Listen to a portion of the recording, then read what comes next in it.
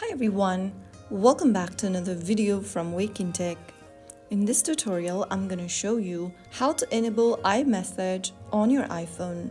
To enable iMessage on iPhone is super easy.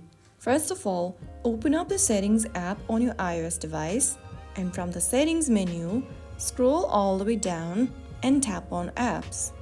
Now, look for the Message app from the app list. Tap on that and scroll all the way down until you see the iMessage button. Toggle the switch on right next to iMessage, and when the toggle switch turns on to green, it means that the iMessage function is turned on. Now, under iMessage, you will see Send and Receive button. Tap on that and select the email and phone number you want to use for iMessage. And that is how you enable iMessage on iOS device. After enabling the option, it may take a few seconds to a few minutes to activate.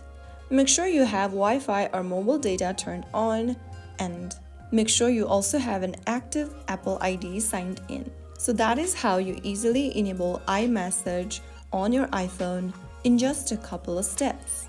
If you found the video helpful, don't forget to subscribe to our channel, like and share for more iPhone tips and tricks.